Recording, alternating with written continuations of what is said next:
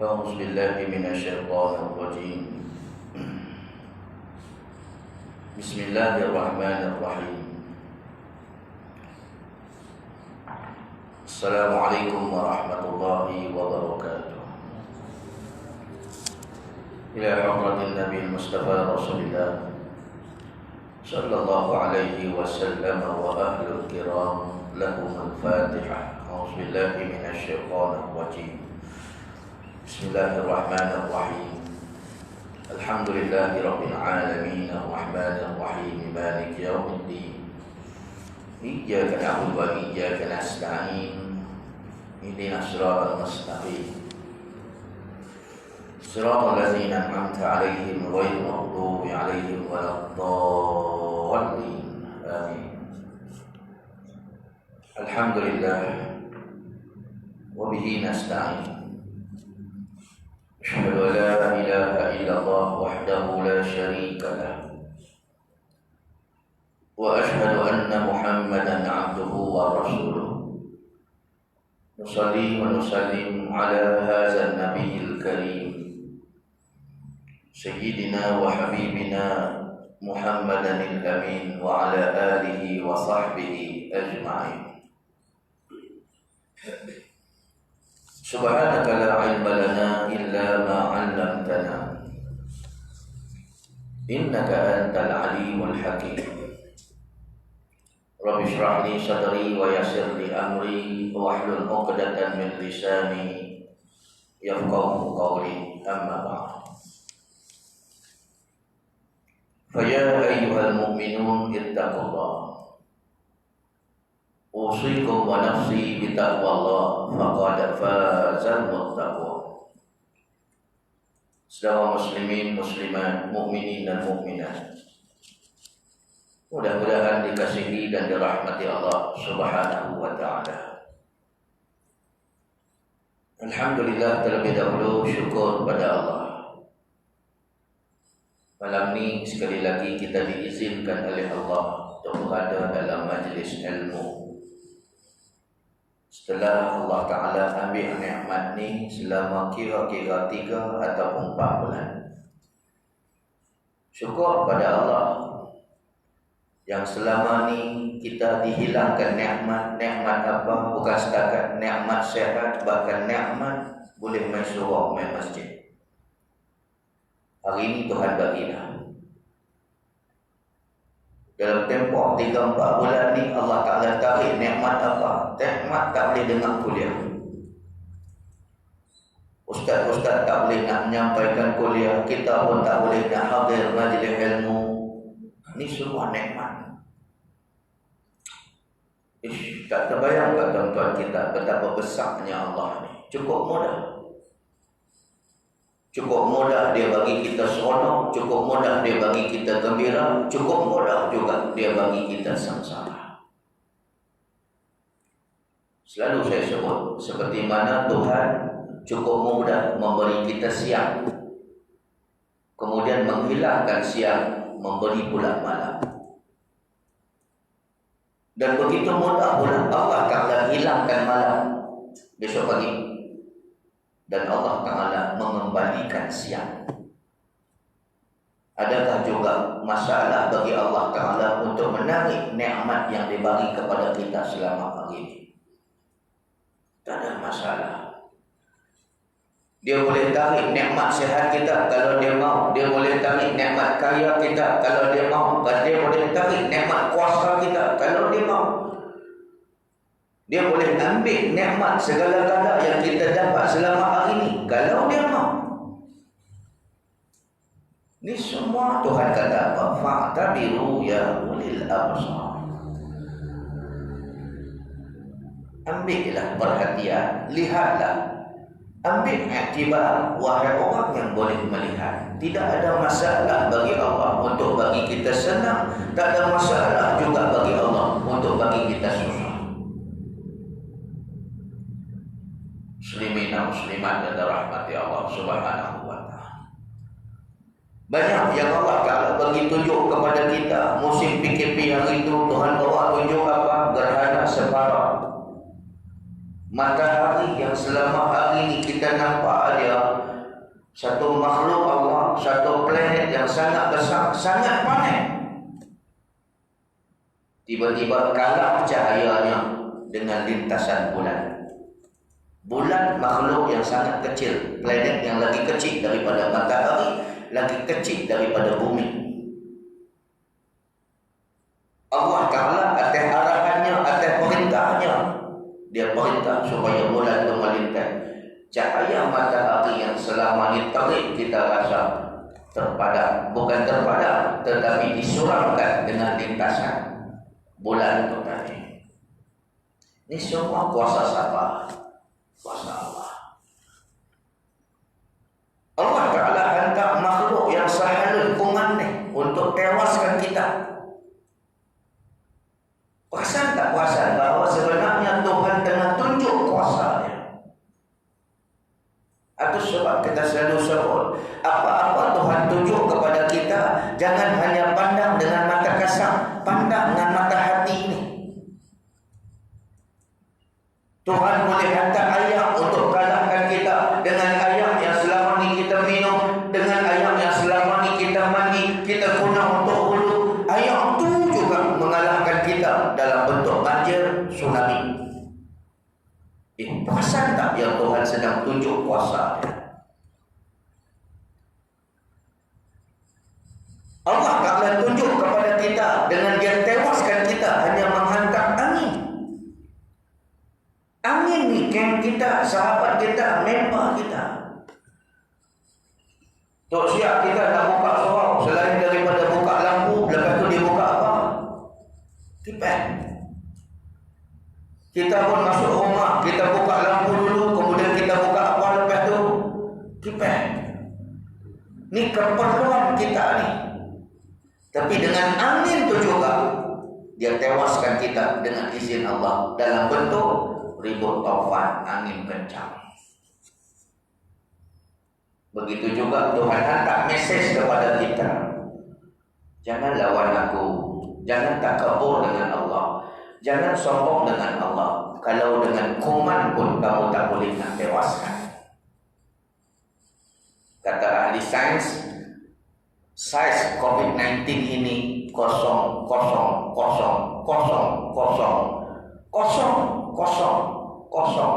perpuluhan nombor sekian-sekian. Halus tak halus? Halus.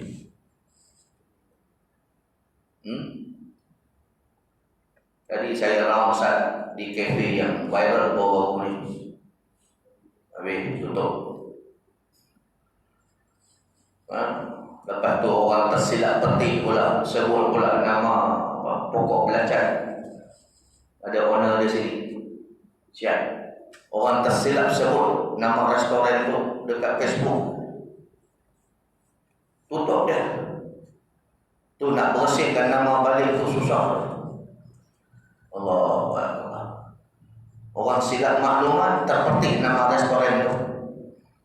Saya orang tadi dekat Melu tadi. Tuan-tuan, sedap tak sedap, sebenarnya Tuhan tengah bagi signal kepada kita.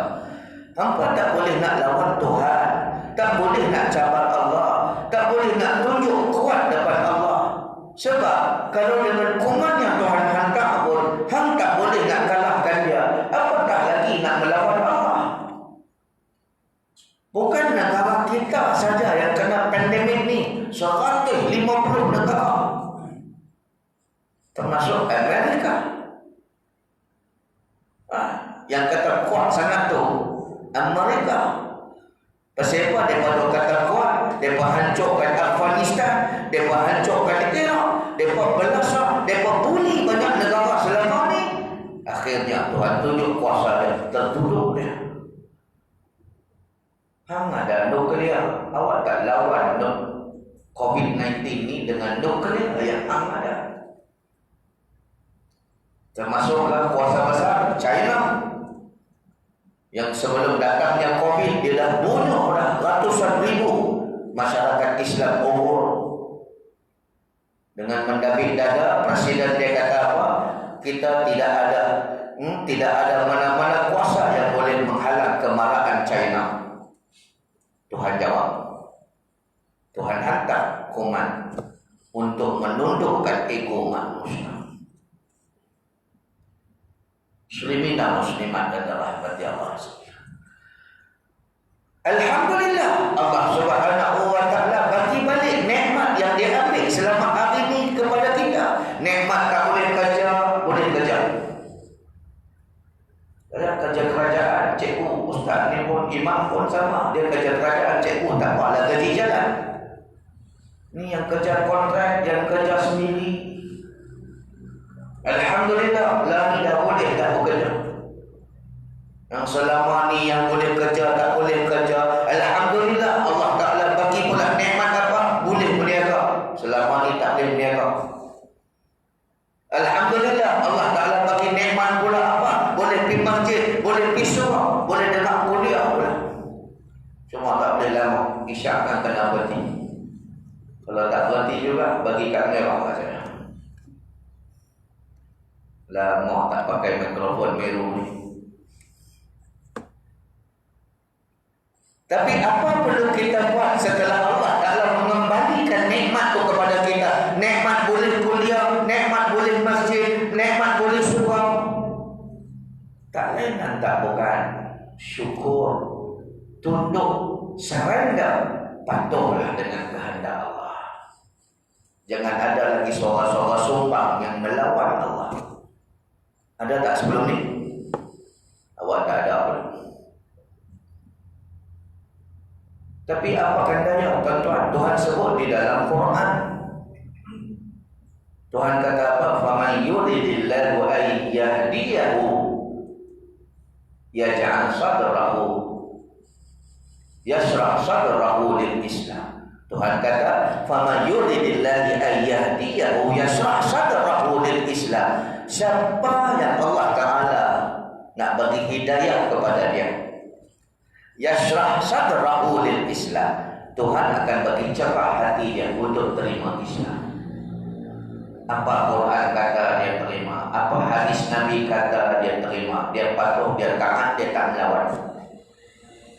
Ataupun apa yang Tuhan tunjuk kepada dia, Allah Ta'ala tunjuk gerhana, dia surrender dengan keesaan Allah. Allah Ta'ala tunjuk kuasanya dalam bentuk COVID-19, dia surrender, patuh, dia mengalah dengan Allah Subhanahu wa Ta'ala. Allah Ta'ala tunjuk putri beliau, Allah Ta'ala tunjuk tsunami, Allah Ta'ala tunjuk gunung runtuh, Allah Ta'ala tunjuk macam-macam musibah, banjir besar dan sebagainya. Semuanya apabila dia lihat tanda-tanda kebesaran Allah, terus dia tunduk, patuh, surrender kepada kehendak Allah. Orang yang macam ni tak susah. Sebab apa?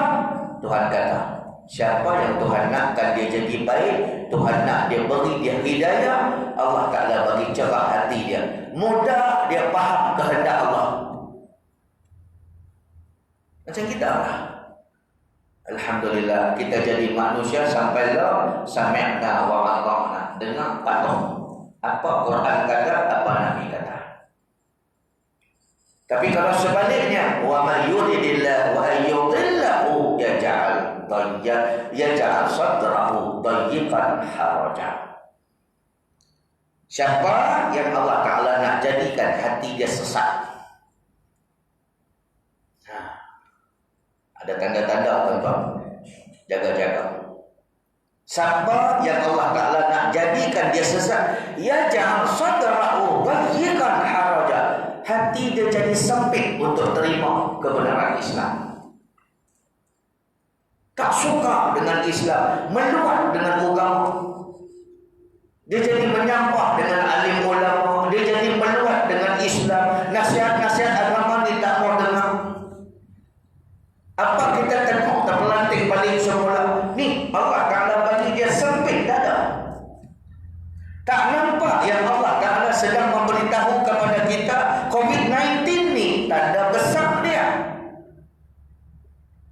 Kalau COVID ni pun kita tak boleh kalahkan, apa tak lagi kita nak kalahkan Allah. Jangan sekali-kali lawan Allah. Tapi dia tak nampak, walaupun Tuhan dah bagi dah depan mata.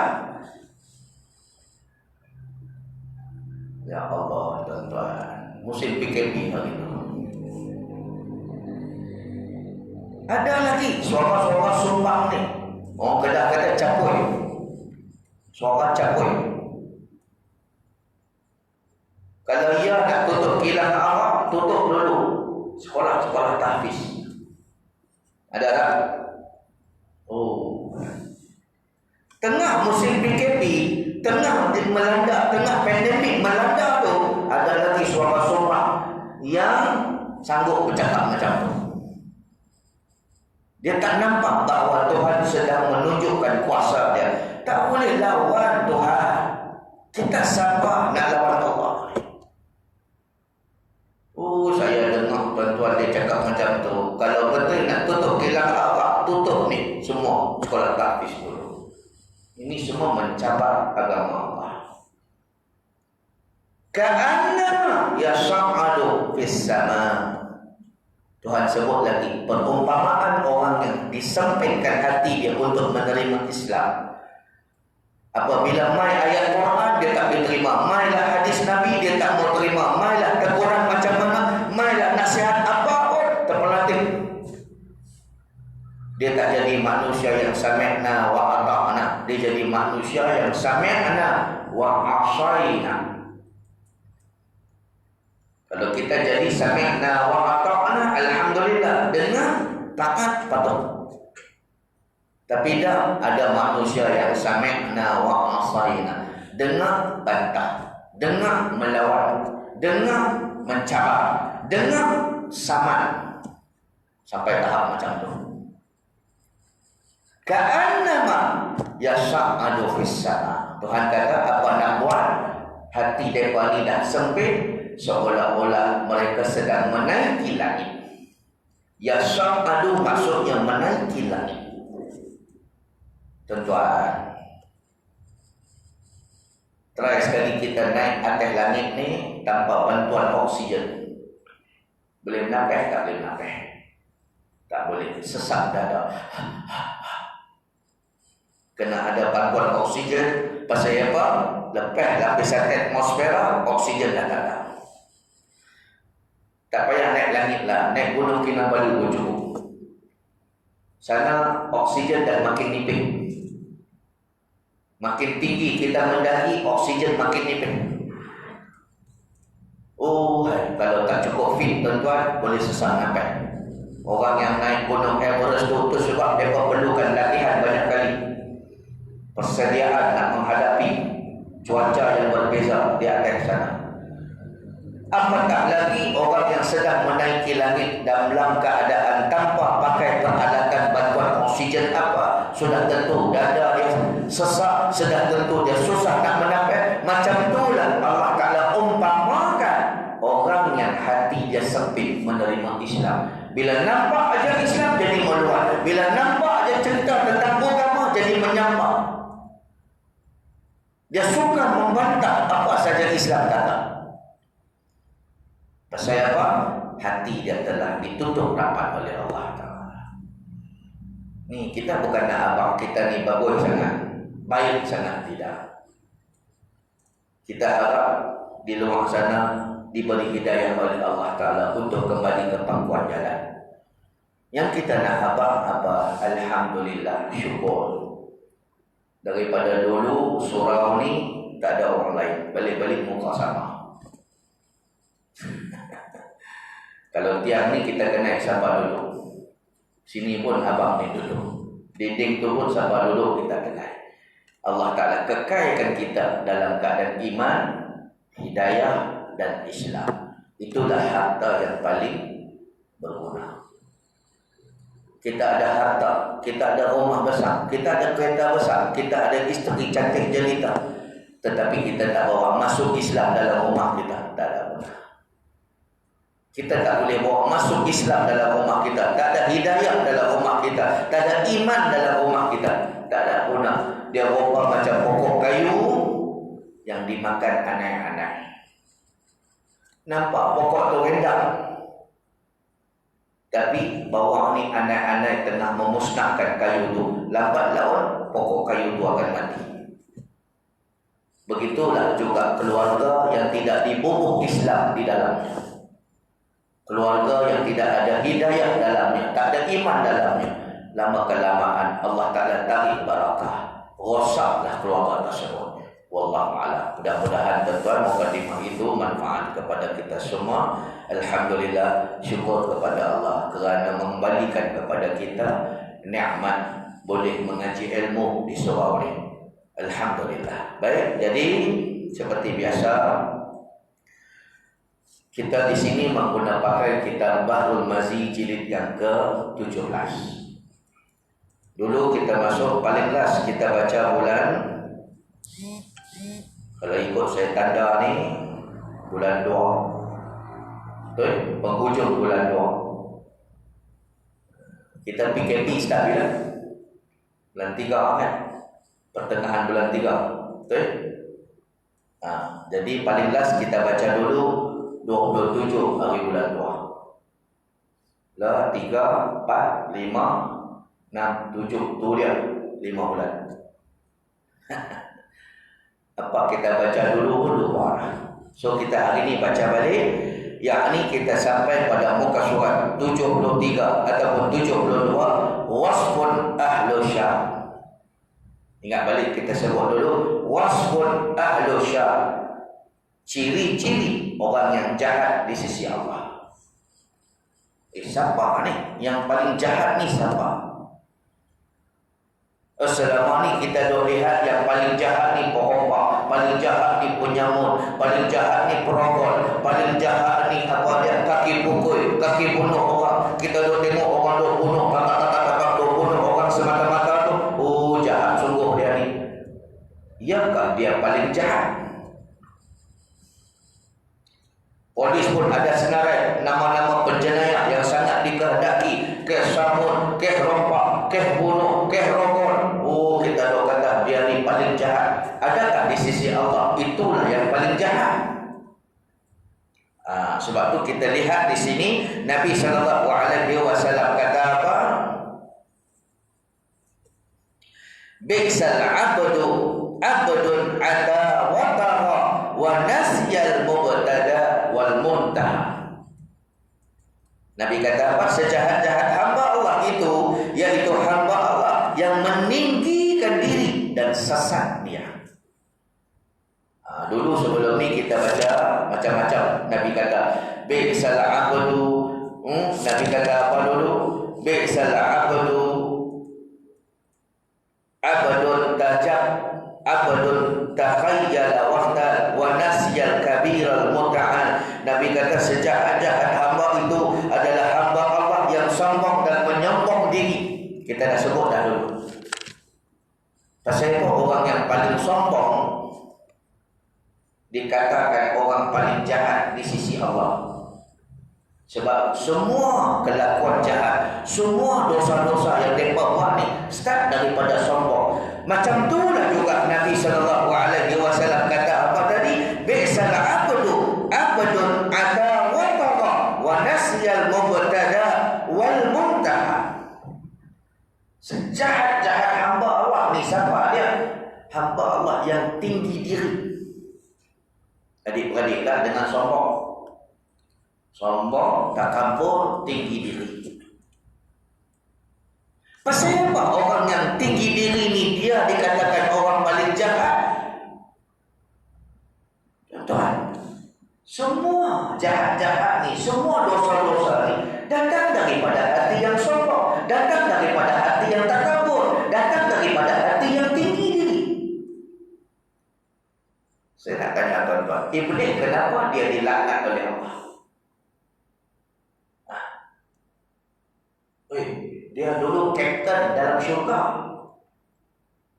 Dia Iblis dulu smart, muka tak ada lah huruf macam tu.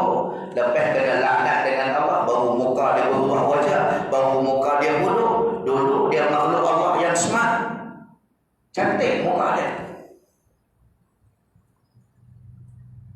Pasal apa Allah Ta'ala laknat dia, keluarkan dia daripada syurga? Wa kana minal kafirin. Tuhan iktiraf pula, Tuhan declare pula Iblis ni, wa kana, dan adalah Iblis minal kafirin, di kalangan orang yang kufur, di kalangan makhluk yang kufur. Maksudnya kufur ni adalah dosa paling besar sekali. Syirik, kufur, apa semua keluar daripada agama Allah. Habis. Paling berat sekali kesalahan. Sebab bermulanya iblis. Iblis jadi macam tu. Sebab apa? Sebab dia mula berubah tingkah laku daripada makhluk Allah yang tunduk dan patuh sereda kepada Allah. Tiba-tiba Allah Ta'ala kata apa? Aba wastakbara. Dia rasa besar diri, dia rasa sombong, dia mendabik dada. Dia tak boleh terima kewujudan Nabi Adam alaihissalam. Bila Allah Ta'ala perintahkan semua malaikat di syurga atau semua malaikat supaya sujud dengan Adam, sujud yang dimaksudkan di sini bukan sujud macam sujud sembahyang, tapi sujud menghormati. Makhluk sama makhluk tak boleh sujud. Ditakwilkan oleh alim ulama tafsir mengatakan sujud yang dimaksudkan di sini artinya signifikan kepada declaration, penghormatan. Semua malaikat boleh respect, semua malaikat declare Nabi Adam sebagai ketua yang baru, sebagai khalifah, illa iblis. Tuhan kata kecuali iblis. Aba wastakbara. Pasal apa iblis lagu tu? Aba, dia rasa besar diri. Wastakbara, dia rasa sombong. Wa kana minal kafirin, dan jadilah dia di kalangan yang kufur.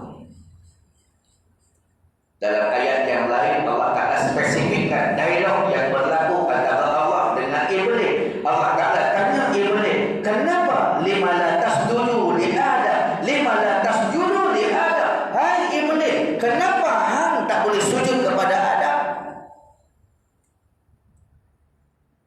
Dia kata apa? Khalaqtahu min tin wa khalaqtani min nar.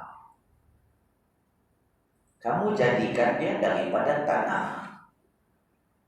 Allah Ta'ala spesifikkan lagi tanah tu macam mana pula untuk dijadikan Adam tu. Tanah yang macam mana pula diambil?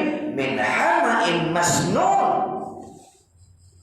Tanah tu hama'in masnun, dahlah busuk lagi hitam.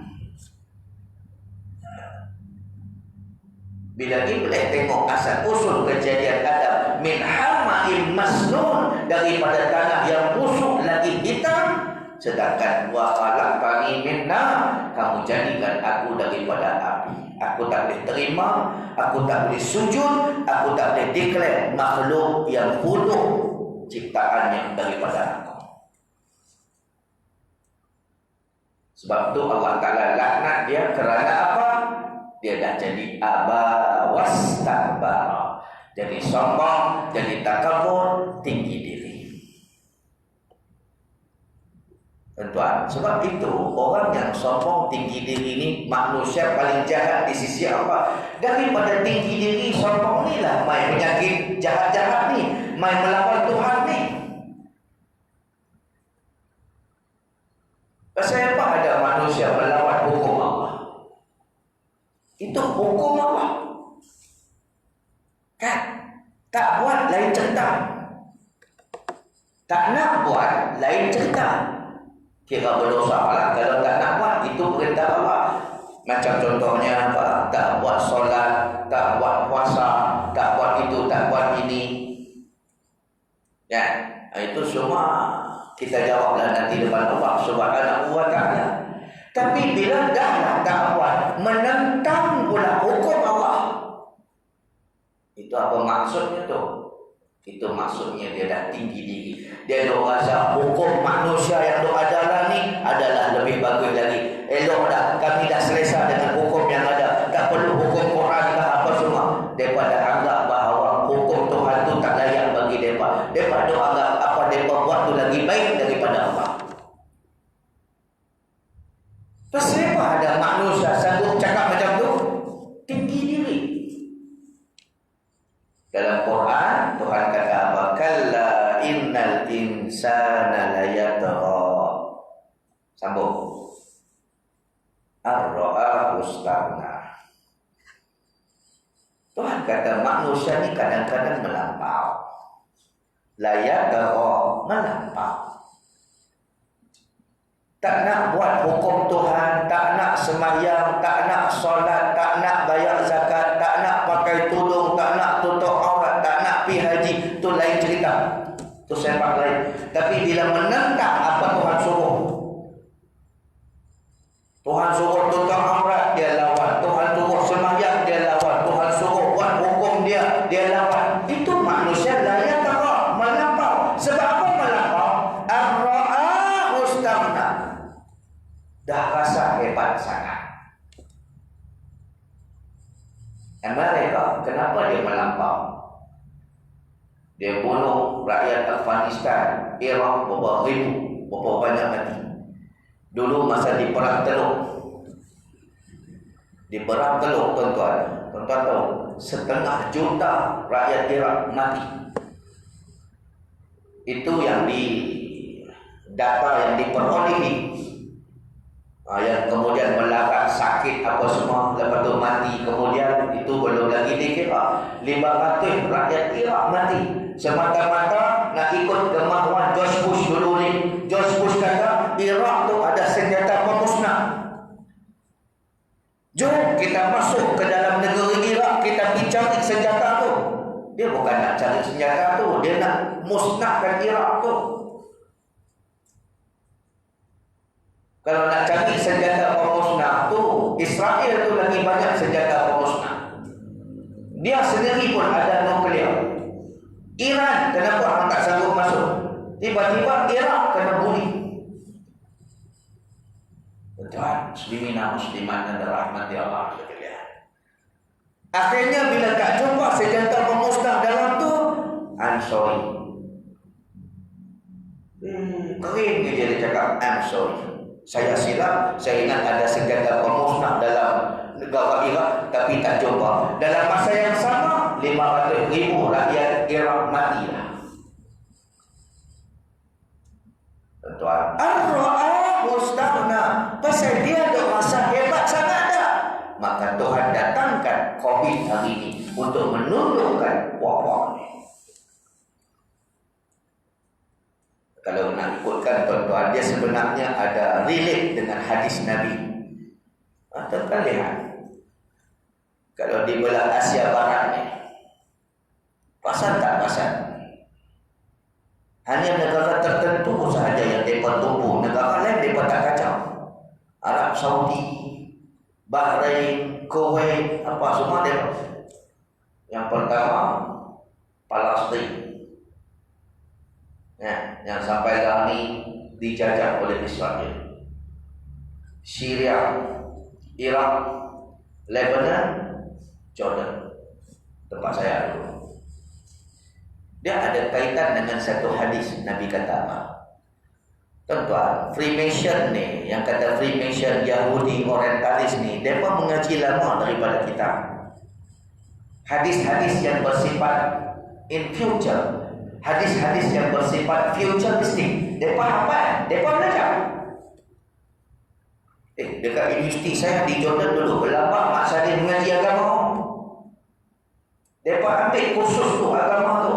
Tapi bukan mereka nak masuk Islam pun, mereka nak study tentang Islam. Mereka nak korek cerita-cerita pasal Islam.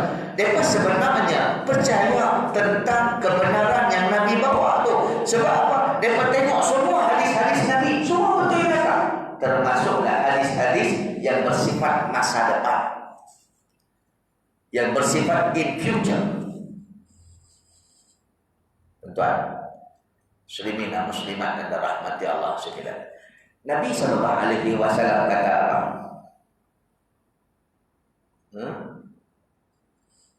Nabi kata, "Iza fasada ahlu Syam fala khaira fikum."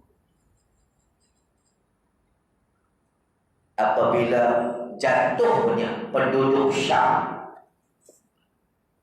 Syam ni apa? Dulu negara yang besar.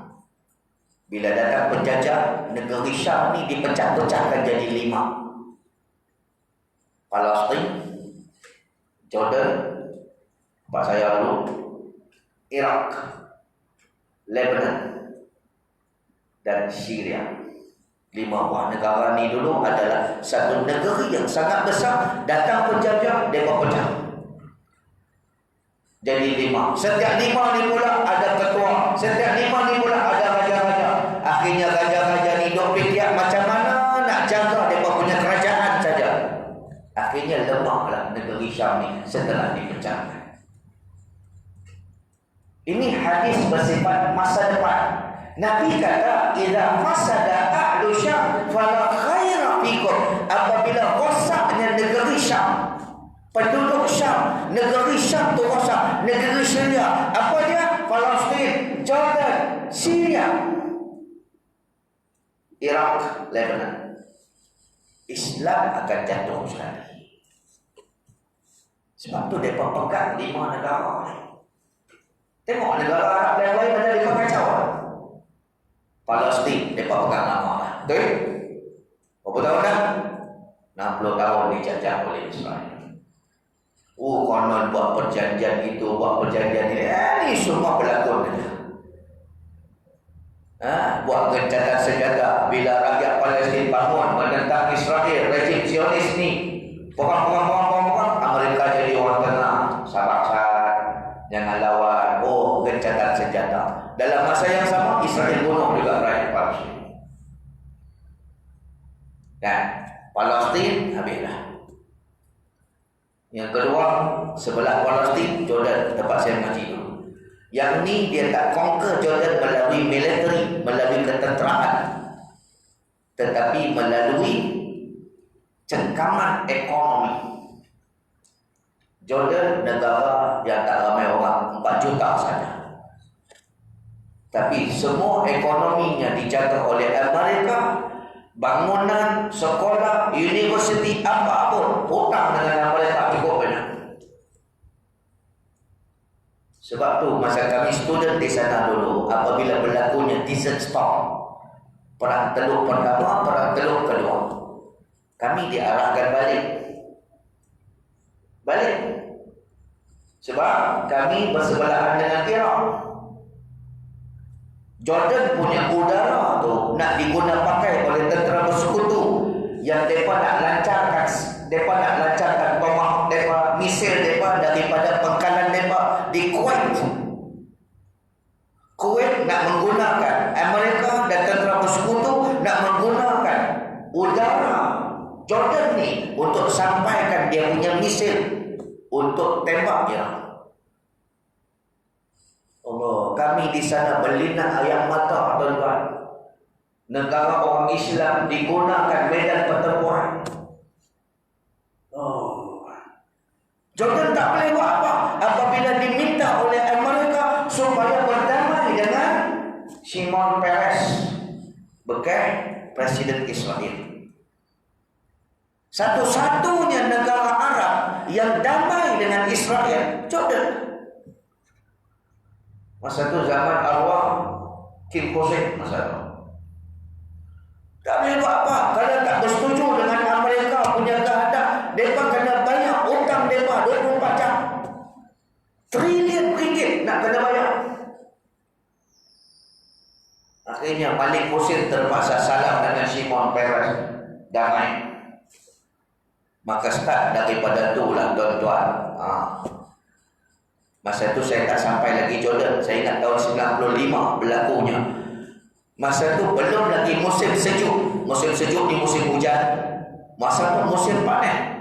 Tiba-tiba lepas perjanjian damai antara Jordan dengan Israel tu, berlaku hujan yang sangat lebat sehingga membanjirkan wilayah Amman, Jordan. Amman ni ibu negara Jordan.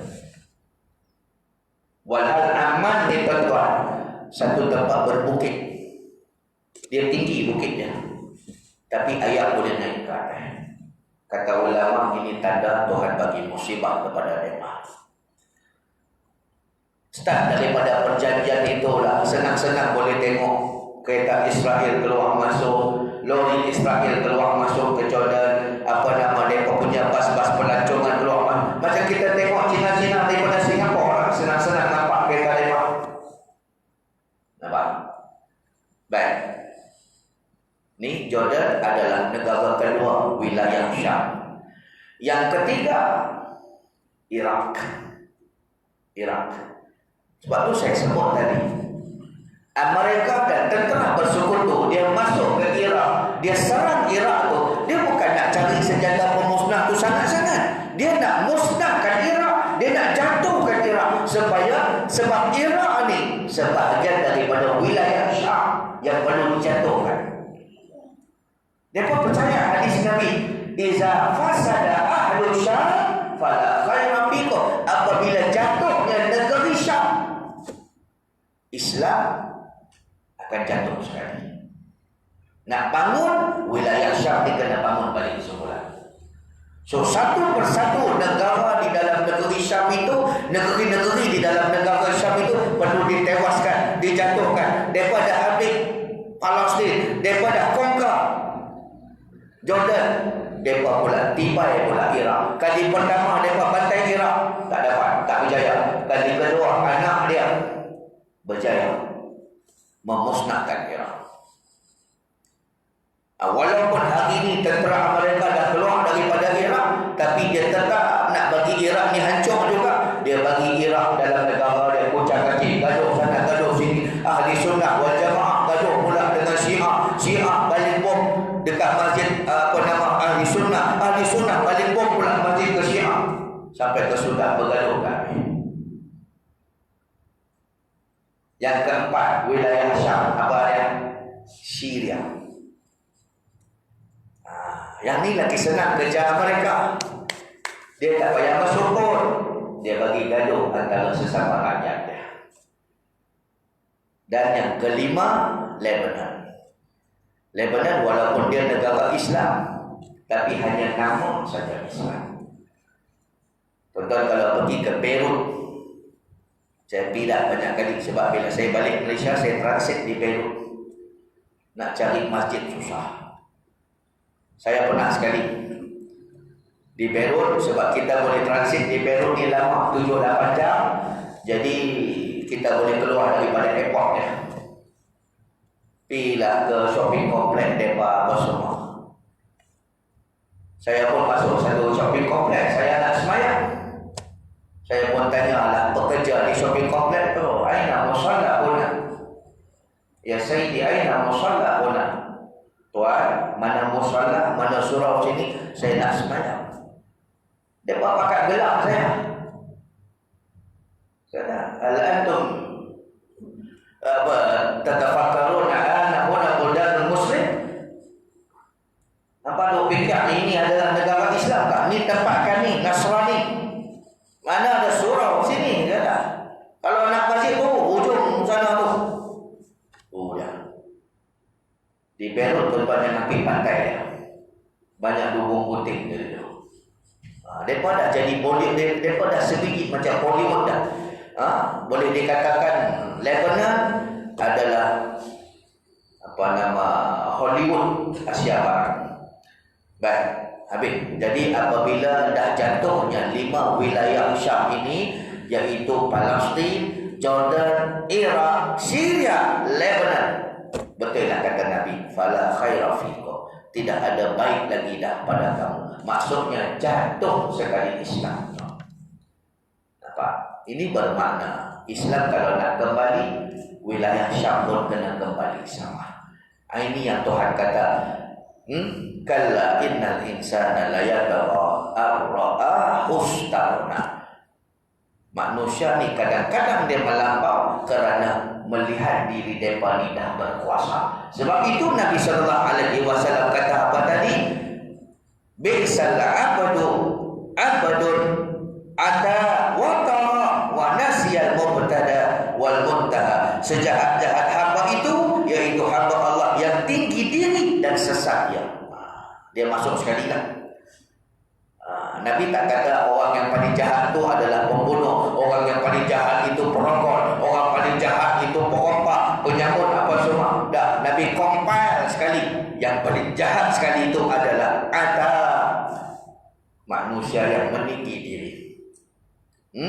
Wata dan melampau.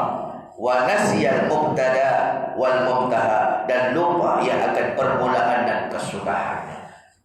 Daripada kita meninggi diri, daripada kita sombong, takabur, barulah keluarnya jahat-jahat yang kita sebut tadi. Walhal dia tahu dia tak boleh buat jahat, walhal dia tak boleh mencuri, merompak, menyamun. Itu larangan besar daripada Allah Ta'ala. Tetapi dia buat juga, dia samun juga, curi juga, rompak juga. Maknanya tinggi diri. Tuhan abang tutup aurat, dah dia lodeh juga auratnya. Tuhan abang sembahyang, dia tak mau sembahyang. Tuhan abang buat hukum dia, dah dia tak mau buat. Bukan setakat tak mau buat, dia melawan lagi hukum Allah Ta'ala. Ini golongannya ada yang meninggi diri. Wa nasiyal mubtada wal muntaha, dan lupa permulaan dan kesudahannya. Dia lupa masa mula-mula hidup dulu dia keadaan dia macam mana. Alam yakun nutfatan min maniyyin yumna. Tuhan sebut ni dalam Quran. Summa kana 'alaqatan fa khalaqa fa sawwa. Alam yakun nutfatan min maniyyin yumna. Bukankah manusia yang lawan-lawan aku ni min maniyyin yumna, daripada ayak mani yang hina? Saya ambil sikit dah tentang masa kecederaan. Main bola kan ada kecederaannya. Hinanya ayak mani manusia ni, tuan-tuan tak usah lupa lah. Ini kajian ulama. Mereka kata kalau campak ayak mani kita ni ke ayam ke itik, mereka patuk pun tak mau, sudu pun tak mau. Tapi try bagi benda lain. Kan kita siap ikan geli ke ikan sungai ke apa kan, dia punya najis dia tu, organ dalaman ikan tu kita pun buang dekat longkang. Kalau ada ayam itik apa dia buat? Berebut depa sudu, depa patung, depa. Try kita mau balik tangan kita, ya Allah, busuknya bau. Tapi bagi setengah makhluk yang bernama ayam dan itik tadi, itulah nikmat besar mereka. Mereka seronok dengan makanan. Tapi try sekali campak ayak mani manusia, terus ada buat lah saja saya cakap ni, jangan pula kawan buat pula. Campak ayak mani manusia ni, muntah mereka, ni apa ni, ayak apa ni, ayak bateri ke apa? Nampak? Itulah hinanya manusia. Daripada ayak mani itu maka alaqatan, Tuhan jadikan segumpal darah. Daripada darah main segumpal daging, lepas tu disaluti oleh tulang belulang, fa khalaqa fa sawwa. Kemudian Tuhan cipta pula manusia berbagai-bagai bentuk dan rupa. Ada rupa ni, ada muka 3 segi, 4 segi, 5 segi, macam-macam. Ada bulan, ada lojong, ada bujur. Inilah tanda keesaan Allah Subhanahu wa Ta'ala. Tiba-tiba manusia yang tercipta daripada ayak mani yang hina ini, tiba-tiba bila dia beranak, lepas beranak dia merangkak, lepas menyarak, merangkak, lepas tu duduk, lepas tu berdiri, lepas tu berjalan, lepas tu berlari, lepas tu besar, dewasa, sampai lepas tua. Akhirnya manusia yang asal usulnya ayak mani yang hina ni, mereka lawan balik Allah Ta'ala kerana meninggi diri mereka ini. Sebab itu orang yang meninggi diri, Nabi kata bi'sal abdu, sejahat-jahat hamba, atawadara, meninggi diri dan melampaui batas. Fir'aun, kenapa dia meninggi diri kepada Allah? Tak nak tunduk kepada dakwah Nabi Musa alaihissalam. Nabi Musa ni anak angkat dia. Dia benar Nabi Musa. Tiba-tiba bila Nabi Musa besar jadi Nabi, dia declare jadi Nabi, Nabi Musa jadi musuh ketatnya. Sebab dia dah jadi ada tinggi diri. Fir'aun tak pernah ada sakit. Kita kawan-kawan gaul ada. Dia sakit langsung tak ada. Dia hidup lama, kerajaan dia tak pernah tewas. Perang menang, bila perang menang, bila perang menang, akhirnya dia tinggi diri sampai mengaku dirinya Tuhan. Begitu juga dengan Raja Namrud, musuh ketat kepada Nabi Ibrahim alaihissalam. Setiap kali perang, kerajaan dia menang, perang menang, tak pernah tewas.